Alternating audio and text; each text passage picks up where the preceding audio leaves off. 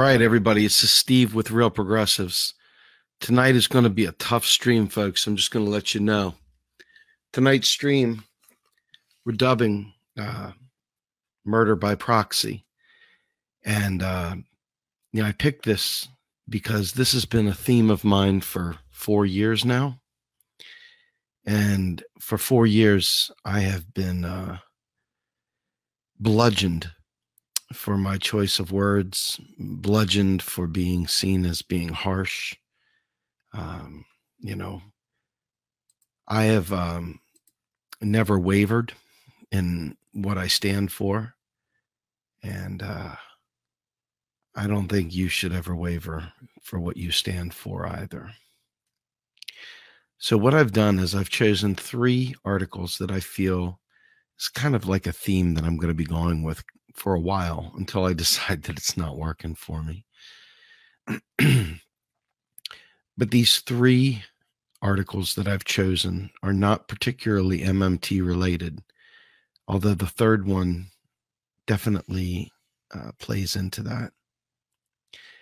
But this is on austerity, and this is on the death that comes from people not understanding that when we reduce the deficit, we reduce the people's wallets. And for those who are poor, we reduce their ability to survive. So I'm going to start with the first one. In this first article, I'm hoping you'll be able to see it here momentarily. This first article that I'm going to put up is called Austerity Results in Social Murder, According to New Research. And so as I bring this up, I'm just going to go ahead and pull this onto the screen so you all can see it. And the links are, of course, in the, they're actually in the narrative, so you all will be able to follow along. So here's how it goes. Austerity results in social murder, according to new research. And this is from Lancaster University, December 19th, 2018. The consequences of austerity in the Social Security system, severe cuts to benefits, and the ratcheting up of conditions attached to benefits is social murder, according to new research by Lancaster University. Dr. Chris Grover, who heads the university sociology department, says austerity can be understood as a form of structural violence, violence that is built into society and is expressed in unequal power and unequal life chances as it deepens inequalities and injustices and creates even more poverty. The article, Violent Proletarianization, Social Murder, the Reserve Army of Labor, and Social Security Austerity in Britain, suggests that as a result of the violence of austerity, working class people face harm to their physical and mental well-being, and in some instances are socially murdered. Dr. Grover uses the article to call on the government for change and action. He refers to the process as violent proletarianization, the idea that violent austerity is aimed at forcing people to do paid work rather than being reliant upon benefits. To address violent proletarianization, what is required is not the tweaking of existing policies, but fundamental change that removes the economic need for people to work for the lowest wages that employers can get away with paying, said Dr. Grover. Published in the journal Critical Social Policy, Dr. Grover gives examples of where Social Security austerity has led to a range of harms. An additional 6 suicides for every 10,000 work capability assessments done. Increasing number of people Britain dying of malnutrition. Increasing numbers of homeless people dying on the streets or in hostels. The article argues that austerity, the difficult economic conditions created by government cutting back on public spending, has brought cuts and damaging changes to Social Security policy, meaning Britain has fallen victim to a brutal approach to forcing people to do low-paid work. The violence takes 2 forms, says Dr. Grover. First, it involves further economic hardship of already income poor people. It causes social inequalities and injustices in the short term and in the longer term. Second, the poverty that violent proletarianization creates is both known and avoidable. Folks, in other words, they know they're doing it. Dr. Grover adds only by fundamentally rethinking current social security policy can change that protects the poorest people be made. And if you go to the link, you can see everything that's there, all the studies and so forth. Now, I want you to understand something. Bill Clinton, in the early, or I should say late 90s, reinvented government with the help of the Contract for America. He and Al Gore and others reinvented America. They made welfare a dirty word. They reduced benefits. They put a work requirement on it. They put a lifetime cap on it. And they otherwise made people feel like dog shit. Now, this is your Democratic Party, not the Republican Party. This is Bill Clinton, the people celebrate. The people that are trying to make us believe Russia infiltrated our election systems and destroyed everything. So now all of a sudden, we could have had Hillary. Well, Hillary was part of this too. She was right there championing Brother Bill the whole way through. And this has been a consistent theme. Eat your peas if you remember Obama. Every single president, you name it, Trump, you name it, doesn't matter, you name it, has been like this since the late 70s, quite frankly, especially beginning with Ronald Reagan, who sought to break the backs of labor. It has never let up. It has never let up. And it continues, and it will continue to continue. That's the worst part about this. So we're going to go to the next article. And this next article, I believe, is just as good as any. And this one right here is what I consider to be a tour de force. This guy writes the way I wish I could write. And it's called How Austerity Ripped the World Apart. So let me go ahead and quickly add this to the broadcast. And here we go. And of course, the links are included in the narrative, so you'll be able to look at this as well. But I want you to hear this. This is my kind of writer. This guy gets it. There's a force that's ripping the world apart, slashing through democracy, the future, and society, reducing the planet to a smoking, melted wreck. Around the globe, people are revolting against it. In Paris, anger against this force has unified the left and right into the gilets jaunes, at least for the moment. Perhaps the revolt will go the way of the British one, Brexit, and descend into paranoia, hubris, and self-destruction. Only time will tell. The force that's ripping the world apart is austerity. But austerity, a term we use all too casually, deserves to be thought about a little bit more deeply, which I want to do in this essay. Austerity is an American invention.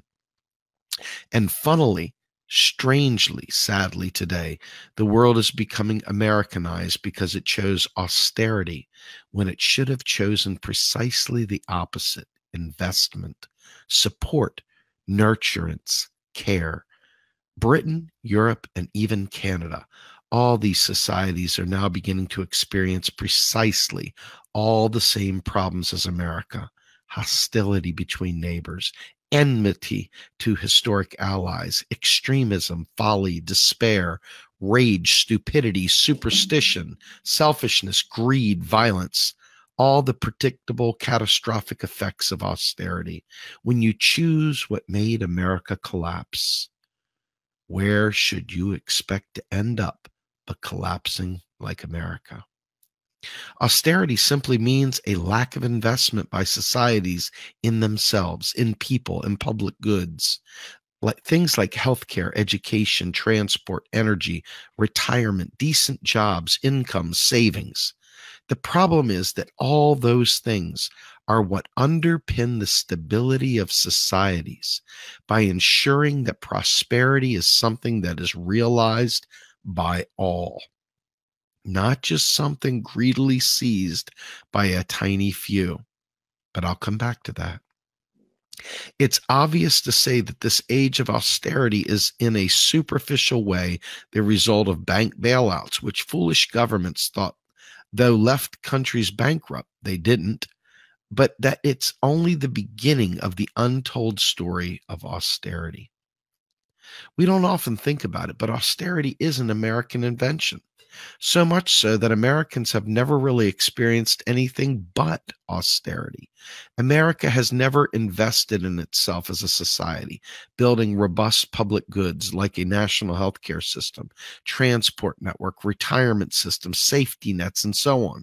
From the time of Jefferson to Reagan, Obama, America has been a society in which people have been told to compete viciously against one another instead of simply providing each other the things they are competing for: healthcare, retirement, income, jobs, and so forth. Compete with each other. Never invest in each other. That is the rule by which America has always been governed. The results today are plain to see. They have been catastrophic. The average American lives are shorter, poorer, meaner, dumber life than anywhere else in the rich world, beset by gruesome and bizarre dilemmas, like his life savings or his life when he's ill. Basic medications like insulin cost up to thousands of times what they do in other societies, while Americans are forced to watch their kids be massacred at school. All those are effects of a society of competition for the things people should cooperate freely, provide one another. Yet because Americans have never experienced anything but that, which is to say they have been brainwashed into believing austerity is the only way of life and society can never be, they are left unable to conceive of a way out of their own ongoing collapse. Folks, let me take a second to talk about that. My God, that is brutal, is it not? This is absolutely brutal. Brutal. And yet here we are. Every time we talk about this stuff, we have people making excuses for it. I'm not talking about the establishment. I'm talking about you and I. I'm talking about regular people making excuses for this stuff. What is wrong with us? What is wrong with us? Let's carry on. I mean, it's just appalling to me. Whew. All right, let's get back to it. Yes, just so you all know, this stuff chokes me up. Now, austerity was invented by America as a result of toxic, terrible legacy of slavery and segregation. Americans do not want to admit it. The truth is too much to bear. But America was an apartheid state until 1971. The problem is that an apartheid state can't invest in itself. What reason does it have to build healthcare systems for all? Instead, it invests in useless things, which genuinely improves nobody's life. Secret polices, barriers, walls, mechanisms of repression and separation. So because America was born in slavery, it evolved into austerity, which simply means that it could never really invest in itself. Trumpism was the ultimate expression of that legacy. Kick those filthy subhumans out. I will never invest a penny in their healthcare, stability, retirement, or rights. They're not even people. But then you will never have much of your own either. Bang. That way lies social collapse. At root, austerity is social Darwinism by another name, which is also exactly the mentality of a slave owner. But a society is made up of people, and a democracy is made up of free and equal ones. When it turns into a bitter battle of predators and prey, it collapses. Now, the wrinkle in this story, the world should have understood all of this and rejected America's worst idea in disgust and repulsion, but it didn't. In fact, it embraced it. Somehow, austerity came to be embraced even by European social democrats, even by the British Labour Party. In fact, at this juncture, the only society which really rejects austerity is China. And while we might object to the political aspects of Chinese growth, the fact is that investing heavily in society has led it to become a major force in the world today. But I digress. Why was austerity embraced even by European and British social democrats, who should have been its most natural and fierce opponents? The answer to that lies in the ideology behind austerity, which is neoliberalism. Folks, have you ever heard me talk about neoliberalism? I'm pretty sure you have. That's what real progressives is about fighting, period. We don't get sidetracked. We stay focused. That annoys people, but somebody's got to do it. So neoliberalism essentially says that nothing in society should be truly a public good. Everything, every single thing in a society, from jails to schools to libraries to parks to power plants, should be privately owned and run for maximum profit. Think about that. Now, a concerned reader might ask, what kind of illiterate fool would think that? The answer is American economics makes it sound very smart and very intelligent to answer every concern possible about life, society, and being with just that. Even if, as now, the planet is melting down, it is built on three crucial assumptions. First, that markets will regulate themselves. What a crock. Second, that social investment governments can never do anything good or positive for anyone, period. And folks, this goes for these left libertarians that want to burn it down too. I'm sorry, folks, but we got enemies 360 around us that have been polluted by bad thinking. It ain't just the right. I mean, this is so pervasive. It's unbelievable. And third, that people are atoms of desire, balls of raw appetite, who should only ever be purely, aggressively, one-dimensionally self-interested. That's Ayn Rand. Now, the interesting question is, are these assumptions true? The answer is that they are not. We don't have to look much further than the history of the 20th century, because its three great lessons learned after World War II are precisely the opposite of these three foolish American ideas. Markets do not regulate themselves. That is how the Great Depression came to be. Governments are the only actors who can provide the things that markets cannot. And those things are what raise people's living standards the most, like healthcare, transport, retirement, safety nets, etc. Folks, this is why hey, we've got to go ahead and do some sustainable farming and go hang out in the woods. That's why this shit doesn't work. That's nihilism. And it's because they've given up. And folks, we can't give up, because that in and of itself wins out against austerity. We end up dying. Believe me, we've got to start thinking.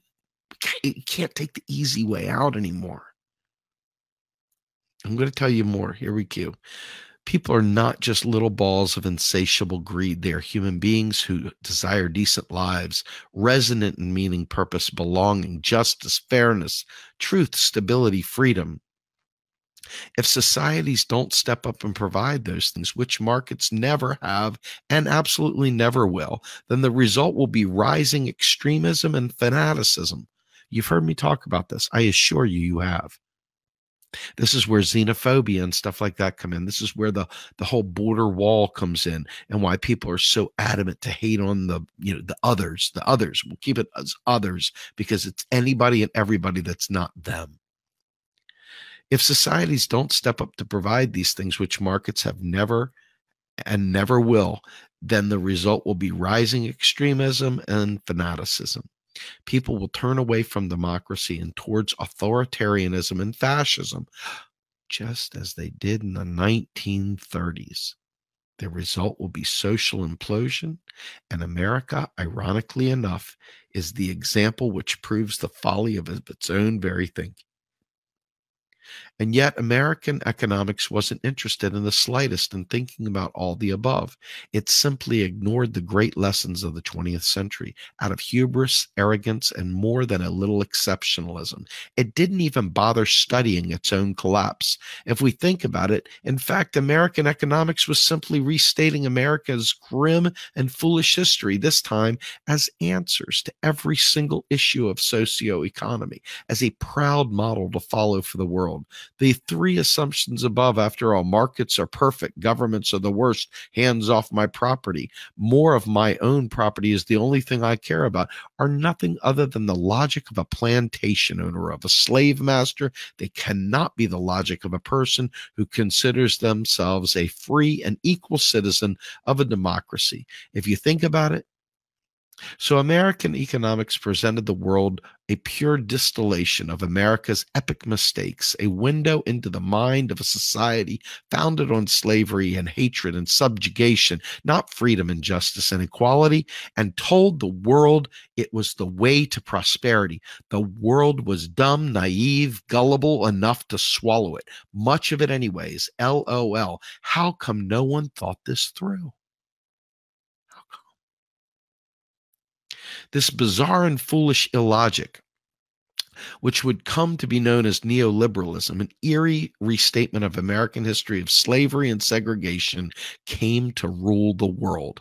A whole generation of European social democrats in particular came to be its defenders and champions. Ironically, weirdly, strangely. How? Why? The answer is probably that by this point, neoliberalism was something like a full-blown ideology. It was easy to believe childish fairy tales like Facebook would replace democracy and apps would become the nation's healthcare system. Easier at any rate than actually thinking about the world. Europe's social democrats remained so only in name only. To a large degree, in truth, many were ardent neoliberals who glorified, lionized, and admired America, never having visited its ruined towns, its wrecked cities, its abandoned villages, never having seen its destroyed lives, shattered future. A comforting fable is always more seductive than a difficult truth. What do you suppose the effects of believing in the ideology that America created, which brought it to its knees, had caused America to never become a modern society, to end up collapsing before it modernized? Might be in the rest of the world pretty obvious, no? It would probably make you end up like that too. Believing American logic would lead you to ending up just like America. And that is precisely what we see, for example, the world over in Europe and Britain and Canada. Thanks to the disastrous mistake of choosing austerity over investment, these societies are now racked by the same maladies that ripped through America, imploding it from within just a few decades. Inequality and frustration and resentment it breeds, rising poverty, rising insecurity, rising injustice, a lack of decent jobs, immobility, inopportunity, the concentration of power and profit amongst the most predatory. A massive failure of social contracts, mistrust and hostility, and a loss of faith in the future, a sense of fury and disgust at it all. Middle class stagnation and working class fury. The rich who've become ultra rich, laughing at it all and profiting all the more as societies turn to extremists for hope, where there is none to be found in the establishment, because it goes on proposing different flavors of austerity. Folks, when Hillary Clinton asked Bernie Sanders, how are you going to pay for it? That right there was cruel lies. It was evil. And for those of you who would make excuses for Hillary, that don't realize how disgusting and evil she was,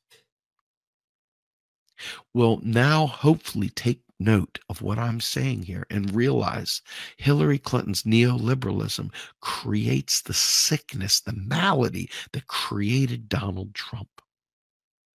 And Donald Trump is the disgusting outcome of austerity and neoliberalism. These societies, to different degrees, on the verge or at least the path of becoming mini Americas, they are ending up in exactly the same place as America on the same path now, torn apart by extremism, stupidity, greed, despair, folly, selfishness. Those are precisely all the things which many American institutions, like its political parties, its think tanks, its famous intellectuals and pundits, still cherish and prize. But they are false beliefs, mistakes. They are toxic residue of an age-old philosophy of cruelty and supremacy, which has always defined America. Austerity is social Darwinism by any other name, and the problem is that this century must be built on something nobler, truer, and wiser than cruelty for supremacy's sake. Do you really want to end up like America? Folks, did you ever think you would hear that? Do you want to end up like America? What happened to being the shining, lamp on the hill or whatever, and bring us your weary and heavy laden and all that nonsense, and we'll give you rest and so forth?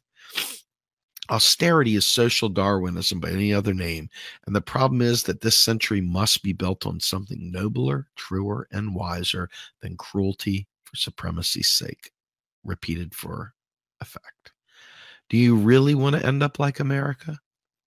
That is the question no one has really asked Brits, Europeans, and Canadians, but is exactly where austerity leads. And folks, this goes on for a ways longer, and I'm not going to read the whole thing. You can read it. But I am going to read you the final sentence here, final statement. The more societies that become Americanized, the more unstable, dangerous, and self-destructive this century will become. Can you imagine a world full of little Americas? A world full of Americas? It would never solve climate change. It would cheer while the planet melted down. It would never solve inequality. It would simply abandon people to die. It would never go anywhere but right back into the dark ages. If you just shuddered now, understand the stakes, Umair. Now, let me just tell you, as a guy who fancies himself someone who focuses on economics and economic justice, my every waking moment is focused on economics and economic justice. I am trolled by our own progressive movement as much, if not more, than by right-wingers. That's no joke. I want you to understand that so-called progressives are wrapped up in this neoliberalism just like the right wing. They believe we've got to pay for services, public services that are readily paid for by a government that doesn't require your tax to pay for things. They're steeped in these nonsensical myths and legends, and they don't want to give you free college because, damn it, they paid for theirs. That's not fair. This is our own movement, my friends, that do the same stuff I just read. This isn't just Donald Trump. This is your Betos of the world who have a silver tongue one minute, and the next minute they're signing bills into law that are sitting there full of austerity. This is your Obamas. I'm here to tell you, if you are a progressive and you are really fighting for a better world, you must do better than this. When these people equivocate and say, you're just trying to divide up the Democratic Party, I don't see them as noble. I see them as people like placating the slave owners. I see them handing the whip to the slave master. I see them as being the one in Schindler's List that's pointing out to the Nazi who to shoot next. That's what I see these people as. I want you to think about this. Now, this next article, I think, is extremely powerful. Now, this guy's name is Roger Malcolm Mitchell. And Roger Malcolm Mitchell, to be fair, is not always the best of the quote-unquote economists out there. Roger gets a lot of things right, but he gets a lot of things wrong. But he gets this one story really, really good. And it's about an interesting guy named Ignaz Semmelweis. And Ignaz has a really, really compelling story. And what it's about is, basically a guy who discovered some seriously important thing that by acknowledging this thing, the entire medical profession will be culpable for all these deaths. So they pretended like he was wrong. And he ended up going mad because he spent his life trying to fight for truth. And for those of us who fight for modern monetary theory, you'll begin to pick up the point. So let me go ahead and bring up old Ignaz here momentarily. And remember, these links are indeed captured inside of the, inside the narrative. So you'll be able to, look them up on your own time. This is from a blog called Myth Fighter. And I'm going to just start at the top. Why I'm so tired of doing the Semmelweis. Does the name Ignaz Semmelweis sound familiar? I empathize with him, and the memory of him exhausts me. Here's a bit of history. The year was 1846, and our would-be hero was a Hungarian doctor named Ignaz Semmelweis. It was a time when physicians were expected to have scientific training. So doctors like Semmelweis were no longer thinking of illnesses as imbalances caused by bad air of evil spirits. They looked instead to anatomy, to autopsies. Autopsies became more common, and doctors got interested in numbers and collecting data. Semmelweis wanted to figure out why so many women in maternity wards were dying from puerperal fever. I probably said that wrong. Forgive me. Commonly known as childbed fever. When Semmelweis crunched the numbers, he discovered that the women in the clinic staffed by doctors and medical students died at a rate nearly 5 times higher than women in the midwives' clinic. After much research, Semmelweis hypothesized that there were cadaverous particles, little pieces of corpse, that students were getting on their hands from the cadavers they dissected. And when they delivered the babies, these particles would get inside the women who would develop the disease and die.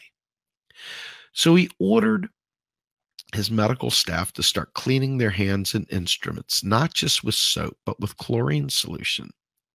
Semmelweis didn't know anything about germs. He chose the chlorine because he thought that it would be the best way to get rid of any smell left behind by those little bits of corpse. And when he imposed this, the rate of childbed fever fell dramatically. What Semmelweis had discovered is something that still holds true today. Now get this, folks. I mean, this is pretty powerful stuff here, what I'm about to read. What Semmelweis had discovered is something that still holds true today. Hand washing is one of the most important tools in public health. It can keep kids from getting the flu, prevent the spread of disease, and keep infections at bay. You'd think everyone would be thrilled. Semmelweis had solved the problem, but they weren't thrilled. For one thing, doctors were upset because Semmelweis's hypothesis made it look like they were the ones giving childbed fever to the women. Fancy that. Think about the economists that push back when we talk about MMT. Think about the politicians, and think about the activists who have spent years pumping this garbage about taxes funding spending, and now they won't let go of it. Think about how many they've killed. Yeah, that's right. They've killed. For one thing, doctors were upset because Semmelweis's hypothesis made it look like they were the ones giving childbed fever to the women. Eventually, the doctors gave up the chlorine hand washing. Semmelweis kept trying to convince doctors in other parts of Europe to wash with chlorine, but no one would listen to him. Even today, the Centers for Disease Control and Prevention say hand hygiene is one of the most important ways to prevent these infections. Semmelweis failed because the establishment didn't want to know the truth, and definitely did not want the public to know the truth. Taxes don't fund spending, right? Semmelweis ultimately died in an asylum. Women continued to die of childbed fever. Now, 170 years later, people die in a hospital-caused infections. Yet you still have to remind careless nurses and doctors to use hand cleaner each time they visit your room. When it comes to human belief, the facts are less important than the emotion. Despite the absolute fact that hand cleaning prevented childbed fever, doctors didn't want to believe, and it didn't want the public to believe it either. And that is why I empathize with Semmelweis. It is an absolute fact that the U.S. government originally created the U.S. dollar from thin air, simply by creating laws from thin air. The laws that made the dollar everything it is, and subsequent laws that make the U.S. dollar everything it will be. The dollar is wholly, not partially, wholly the creation of U.S. laws and nothing more. And just as laws have no physical existence, so too the dollar has no physical existence. You cannot see, feel, taste, smell, or hear a law. Similarly, you cannot see, feel, taste, smell, or hear a dollar. It is nothing more than a legal entity, a unit of measure. That's my words. So as the creator of the legal entity named a dollar, the United States government was and is sovereign over that legal entity. It created as many dollars as it wished by the stroke of a pen, and it gave these dollars the value it wished also by the stroke of a pen. Still today, the government creates as many dollars as it wishes, this time by the press of a computer key, and still today it gives those dollars a value it wishes, also with a computer key. Keystrokes, folks. The United States government has the power of monetary sovereignty, though it often has not used that power to help the populace. Sound familiar? Sound like neoliberalism? Sound like austerity? You're goddamn right it does. It is the absolute fact that the U.S., a monetarily sovereign nation, cannot unintentionally run short of its own sovereign currency. And it is an absolute fact that today's establishment, like the doctors of Semmelweis's day, do not want you to understand monetary sovereignty, or MMT. Because the public believed the doctors who had the authority, women did not understand the need for hand washing either, so they died in agony. And because today's public believes the media, the politicians, the university economists, people do not understand monetary sovereignty, so we die the agony of economic deprivation. In other words, austerity. In other words, neoliberalism. In other words, we're doing it to ourselves. We have poverty, we have sickness and unaffordable health care. We have hunger and homelessness. We have corroded infrastructure. We have corroded educational system. We have federal taxes. And all are unnecessary and could be cured or at least ameliorated if people understood monetary sovereignty. Every day I see articles about the unsustainable federal debt. They're wrong. The so-called federal debt is nothing but the total deposits in Treasury security accounts at the Federal Reserve Bank. It is utterly sustainable. It could be paid off tomorrow simply by transferring the dollars that exist in those accounts back to the owners. Checking accounts from whence they came, no new dollars required. This is an absolute fact. Every day I see articles about unaffordable social programs like Social Security, Medicare, Medicaid, aids to the poor, aids to education. They're wrong. Because the United States federal government is monetarily sovereign and can never run short of its own sovereign currency, the dollar. It can afford anything that costs dollars, period. Full effing stop. Unlike states, counties, cities, businesses, you and me, all of which are monetarily non-sovereign. This is why the people say, we're going to Medicare for all in California. The federal government doesn't need or even use income. It pays its creditors by creating dollars ad hoc from thin air. But folks, those states, they can't do that, can they? Even if every federal tax, FICA, income taxes, luxury taxes, inheritance taxes, etc., fell to zero, the federal government could continue spending forever. That is an absolute fact. And every day I see articles claiming that if the federal government taxed too little or spent too much, we would have Zimbabwe and an Argentinian hyperinflation. They are wrong. Wrong. Being monetarily sovereign, the United States government controls the value of its own sovereign currency, the dollar. Originally, it was exercised at this control by ruling that each dollar was worth a certain weight of silver or gold, or a ruling government arbitrarily charged many times over the years. The more silver or gold backed each dollar, the more the dollar was worth. Today, silver and gold no longer back the value of the dollar. That function is now fulfilled by interest rates and, well, he doesn't say it, but it's really taxes.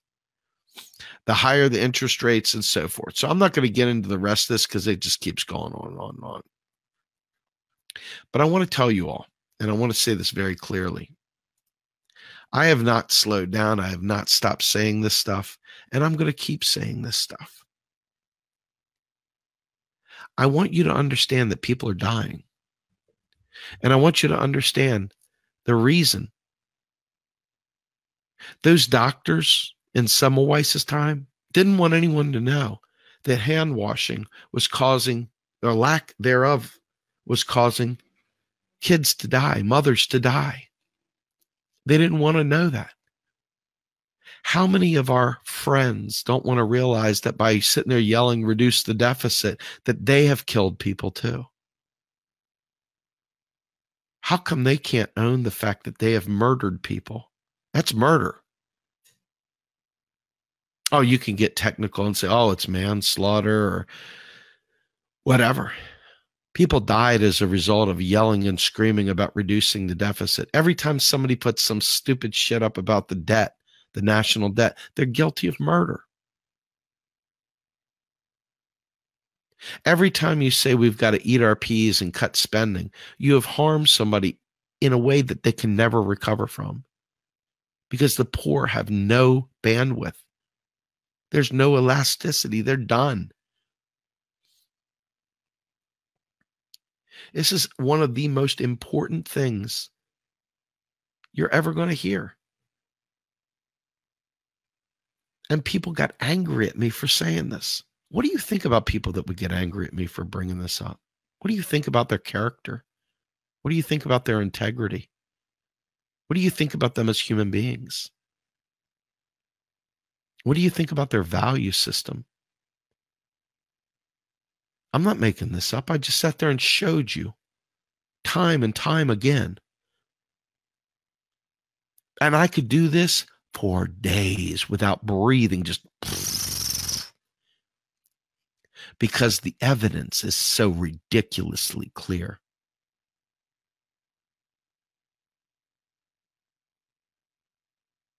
What do you think about people that choose to stay stuck, choose to ignore this? What do you think about the people that have called MMT a cult? What do you think about the people that had an opportunity to alter the course of civilization by putting the brakes on for a lot of these cuts, but went along with it anyway for fiscal responsibility? When you just heard in spades repeatedly that the government is the one that doesn't have to worry about that. What do you think about people that do that? I want to seriously, what does that make you think about? Now, see, it's all too easy to see Michael Brown laying in the ground because he's been gunned down by a police officer. That's a horrible thing. It's even worse when you see somebody walk into a school and just unload bullets and kill people. But you can see the bullets, you see the blood, and so you know people died, and so you go, okay, cause, effect. Dude shot people, they died. But what happens when people lose hope? What happens when they can't feed their families? What happens when they have to do something very dangerous with their bodies to survive? What happens when they've got to take risks and they end up dying because we didn't make life bearable? I'm serious. What happens? I call that murder. And I don't pull back. Folks, I'll look you dead in the eye and call you a murderer and mean it. I am an activist, but I'm a human being. And I want to change the world. I'm not here to make you feel good about yourself. I promise you I'm not. I mean, I'd like you to feel good about yourself. I'd like everybody to feel good about themselves. But my job here is to wake you up. And I've had people, horrible, horrible things said about me.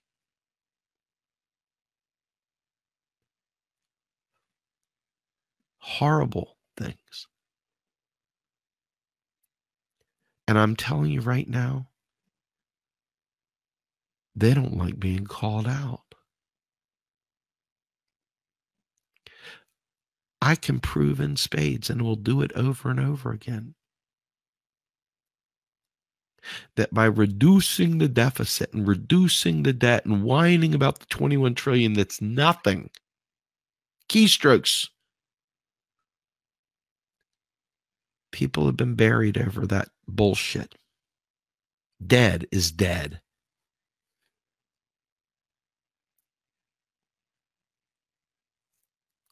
I personally have had enough of people making excuses for this. It takes a band of people that really get this to wake up and fight. Fight like your life depends on it, because, brother and sister, it does. The articles I read tonight are shocking. Why are they shocking? Because life freaking sucks right now because of neoliberalism, because of austerity. And we keep getting sold. You keep turning the TV on. You've got the blonde-haired lady and the Biff dude with the perfect hair. He's like, yeah, all right, let's go to Nag's Head and play a round of golf. Double guns. Sandals Resort, where you can have everything. All these things. All the while forgetting the people that are living under the damn bridge. All the while forgetting about the people dying of exposure and extreme weather. And like I said last night, without so much as a flick of the wrist, we spent $800 billion, an $80 billion increase on the military without raising a single tax. And no one cried about inflation. The minute you start talking about paying for services, some asshat is going to talk about the value of the dollar. And what about the international trade? How does it value the dollar on the Forex exchange? Inquiring minds want to know, well, the only reason you can do that is because you have the world's reserve currency. Fuck you. Not true. At what point in time does this stuff start taxing you out, wearing you out? At what point in time have you had enough? I look at this and I say to myself, you can't have a Green New Deal with austerity. And Nancy Pelosi wants to implement PAYGO, which is austerity, which is neoliberalism at its finest. Bill Mitchell says that most progressives are actually neoliberals. And he's right. We've been so poisoned and so conditioned to be neoliberal. We don't even realize we are neoliberals. The dog-eat-dog world that we have allowed to take over for our folks. The debt you're passing on to your kids if you don't fight this war is they get to inherit a neoliberal world. Think about that. One where the environment is collapsing and it is even more dog eat dog. That's the debt you're passing on to your grandkids and your kids. And if you don't care enough about yourself, care about somebody else's kids. I don't want to pass that on. And I'm fighting like mad every waking moment because I realize it. I see it.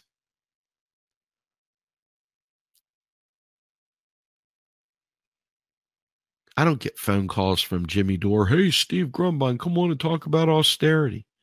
I don't get Lee Camp saying, hey, Steve Grumbine, come on here. Let's talk about austerity. Hell, I don't even get Movement for a People's Party saying, Steve, talk. Now, they collaborate amongst, they don't want to touch this with a 20-foot pole. They want to talk about what's wrong. They don't want to talk about what's right. And they don't want to talk about how to solve it. They just want to yell at banksters. Now, as you can clearly see, unless you've been sleepwalking, the issue isn't the banks. The banks are there to fill as a lender of last resort because the freaking federal government isn't spending on the people.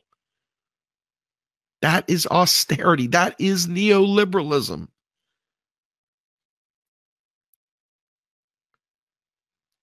That is what we're fighting. And that, my friends, is where it's going to be ground zero for any kind of revolution in this country, for any kind of revolution of your mind, for any kind of revolution of political thought, for any kind of revolution for a New Deal. You want a movement? You want something meaningful? These yellow vesters, they got something going on, but guess what? They don't have the full picture. And without fully understanding what I just went through and talked about, and last night's discussion as well, you marry these two up and you start seeing the blueprint for how to get out of this.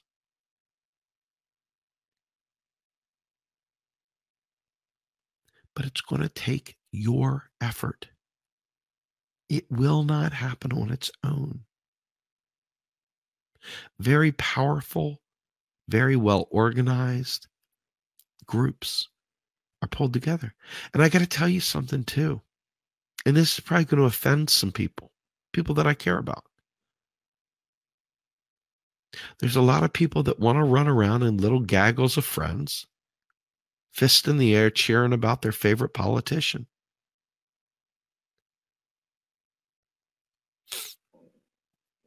I've got a favorite politician or two. But it takes more than just talking about a politician. We've got to change the narrative. We've got to change this discussion. We've got to give them air cover to go even further than they've gone.